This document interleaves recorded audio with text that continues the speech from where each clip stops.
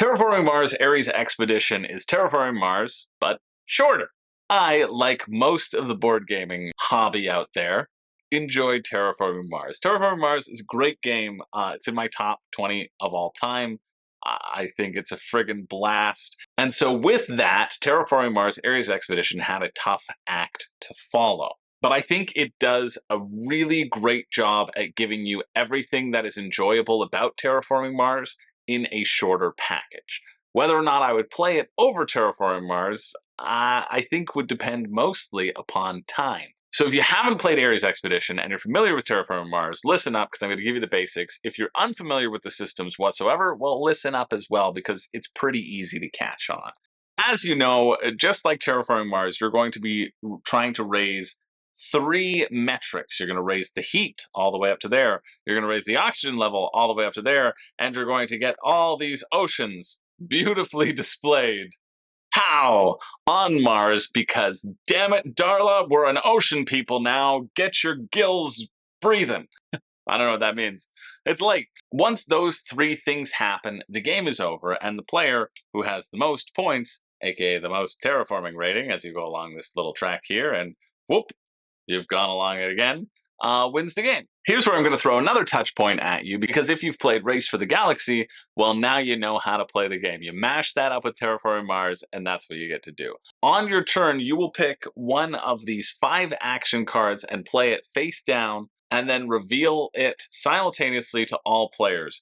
Everybody will get to do this action, and you, for picking it, will get to do the bonus action. So you're going to allow people to do the thing that they may want to anticipate and know that you're going for that strategy and depend upon you to pick so that they can do an even better thing. That's part of the game, part of the mind game that will be happening as we go along. You're going to be playing these different cards from your hand into your own tableau, just like Terraforming Mars, and they will be in these sort of 3 categories. Green, which is constant production. It gives you additional income every time somebody produces. Red, which is sort of an instant effect. And then blue, which generally will give you an additional action. There are a ton of cards in this game. Let me create the stack for you. Let me create the stack for you. Let me continue to create the stack for you. There are so many cards in this game. Oh, that doesn't seem like enough? Bam! Everybody's cards that they're picking from. And then that doesn't seem like enough?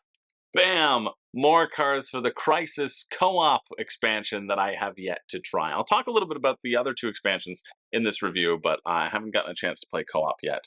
And let me know down in the comments if you'd want me to push that out for you, if you want me to play that quickly and give you my opinion on it.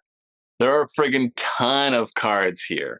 And that's how you're going to get most of your points. That's how you're going to get to go up on these tracks, and every time you go up on a track, you also get to score points. These cards will also contain points on them at the end of the game. It's all about cards, cards, cards, cards, cards. So let's go through the 5 cards, the 5 different types of cards that you can play on your turn. You can play the development card, where every player can play a green card. That seems pretty simple. As we know, there's 3 types of cards. This lets you play green cards. This one also lets you pay 3 less for the green card if you're the one who chose it. So if you've got particularly expensive ones, maybe you want to pick that one. Pretty simple. How can you play the blue and red cards? Well, boom! Action number 2. Each player may play 1 red card or 1 blue card. So you can play a blue or a red card with this number 2. Everybody can do it. But your bonus is you can draw a card, or you can play an additional blue or red card. So if you want to get double them out, you can do that, but you got to be able to pay for it. You know those blue cards, how they had all those actions on it? How do you activate those actions? Bam! Action number 3, each player activates any action effects and standard actions. So the standard actions are the sort of standard projects that you might be used to on Terraforming Mars. For 20 bucks, you can buy a forest. Lets you move up the oxygen track and you get a forest point. For 14, you get to move up the heat track. For 8 plants, if you've garnered 8 plants in your plant income over here, you can create a forest. For 8 heat, you can move the heat up there. And for 15 bucks, you can plant an ocean on the ground. Yes, plant an ocean, not excavate or create. No, you're planting an ocean. I stand by this. That's how you use the standard effects ones. And in addition, any of the blue cards that you may happen to have, like this one, action. Spend 1 mega credit to draw a card. Boom. And if you pick the action card, you get to activate an action an additional time. So you can do them all once, but if you pick the blue one, then you get to do it twice. But how are you supposed to pay for all this? Well, bam! Production. Each player gains heat, plants, and draws cards according to their production. They also gain mega credits equal to their production and terraforming rating. So this is fairly simple, except the main difference from Terraforming Mars here is that you have a card income. Whenever this card income goes up, when someone plays a production, you just get to draw cards into your hand. And for Terraforming Mars players, you'll go, wow, that's amazing, because generally you'd have to pay for these. Here, you don't ever have to pay for them. If you get the cards, you get to keep them. There's no paying for cards, no holding on to them. They just go into your hand. And in fact, you can discard a card at any time for an additional $3 to pay for other cards. So there's going to be this constant card cycle going on. Otherwise, it's fairly self-explanatory. The only difference here as well being you don't generate titanium or steel, but these provide permanent discounts. So if I have this at a 4, any card with this tag will cost me -8, which is pretty good, because there's a lot of them in there. So that's the production card. And then finally, bam, research. How do you draw cards if you don't have a good card income? Well, you play the research card, where all players get to draw 2 cards, keep 1, and you get to draw an additional 3 cards and keep 1 extra card. So draw 5, keep 2. You're going to play one of these cards, reveal it, everyone will take that action, and then you must play a different card. Take your other one back, then reveal your other card. So you can't just keep spamming the same card over and over again. You have to have at least some cycle if you want to go back and forth between green and blue. You can't just build green every time. You have to depend upon other people at the table to do that for you, if that's something that you want to have happen. You also get one of these corporations, and there are a bajillion of them. Of course, I've incorporated a few from the expansions in here, but they all have a different permanent effect. I love that there are so many corporations. That is a huge standout. Like, look at this. Look at that. Just look at all these. A huge boon and super fun to incorporate, and pretty easy to incorporate as well. That's pretty much it. Play until the 3 criteria are met. Person with the most points wins. And this does play like Terraforming Mars, just shorter. It really does have the same feeling. It manages to capture that same feeling of chaining cards together. What I really like about Terraforming Mars is trying to be efficient with your actions, is trying to make sure that this sweet copper goes a long way, that when you have only $3 left, you're still able to do something and activate an action and strategically time out your actions and race your competitors to do this thing. And here it's the same thing, except it plays quicker because it's all simultaneous play. However, because it is simultaneous play, I feel like there is almost 0 player interaction happening here. Really, really none at all. I remember playing this, my buddy Zach came over and we played it together, and I thought, dang, I was really looking forward to hanging out with you and like playing games with you, and I don't feel like we played a game together. Like, it is that solo.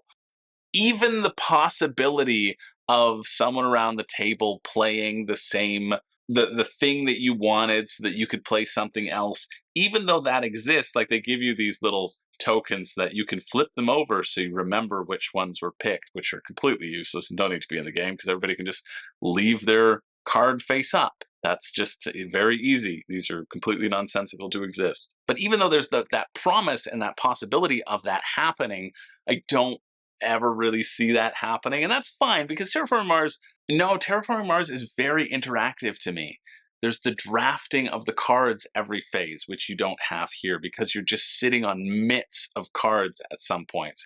There's the placement and the board placement, the vying for that, and placing things out that you don't have here because you're just, going up these 3 tracks, and the board serves just as a tracker and not as like any strategic implementation. There's not even really a race to do the most heat or to hit the heat at the very end or to hit the oxygen at the very end because of the nature of simultaneous play.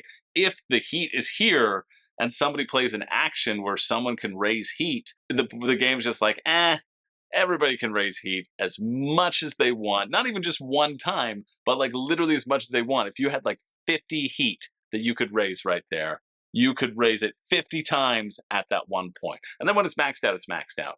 But the game's like, yeah, you can just do it as much as you'd like, because otherwise it's just, who cares about keeping track? It's part of the strategy. It'll it'll taper out eventually. And it stops it from you needing to worry about activating things in a certain order. And again, focusing on keeping it quick. This game is all about trying to replicate the feeling of Terraforming Mars, but quicker. And I think it absolutely achieves that. But it also makes me miss those things about Terraforming Mars that I really like, that I think elevate it from like a really good game to a great game. And so let's talk about the expansions a little bit too.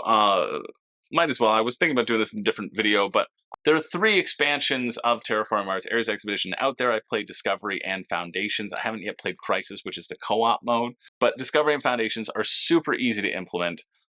Foundations, completely inconsequential. You don't ever need to get it. The main thing that Foundations adds is a longer game. It's basically what happened. You add this in up top to the top of the board, and it basically provides a 4th track, a 4th thing to level up that you can spend both heat and plants on.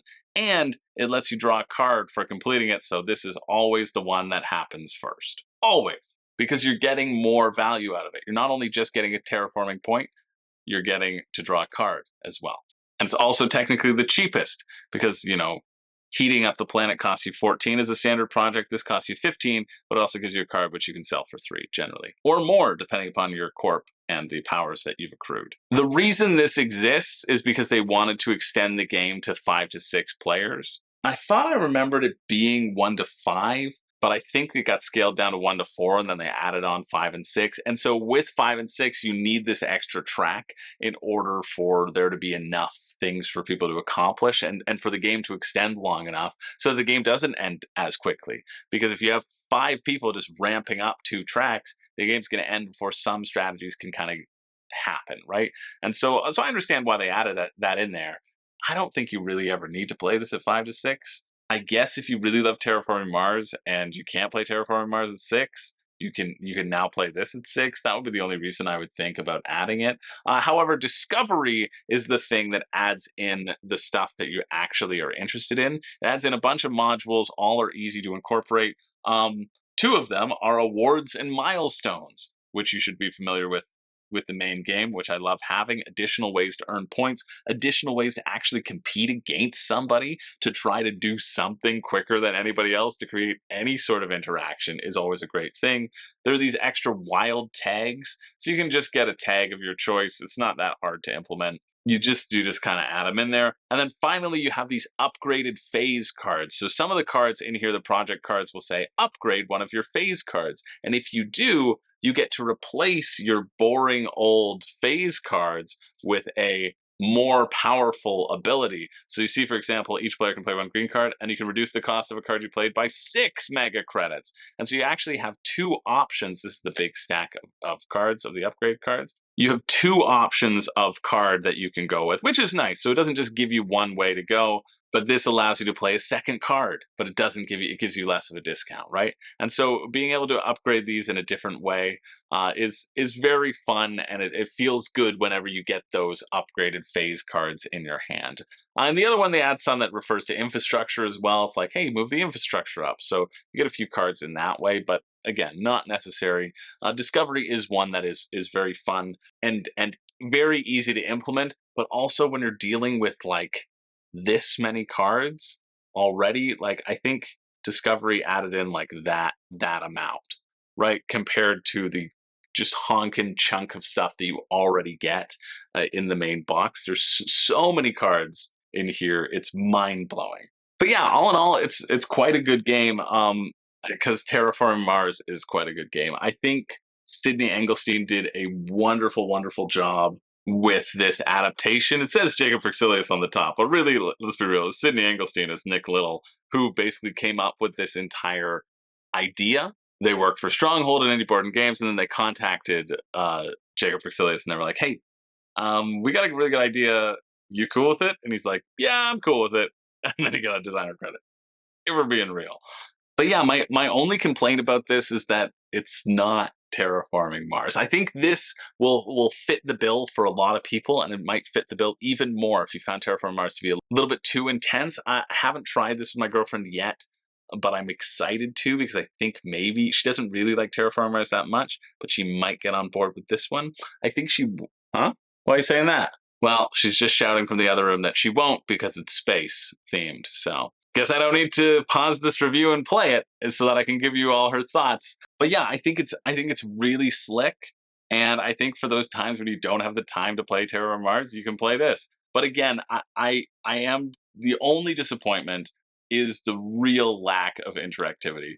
If you don't like talking to people around the table, if you just like having your head down and doing your own thing, and really, you better be the type of person who doesn't need to check someone else's work for this, because if you do, it's just going to be horrible.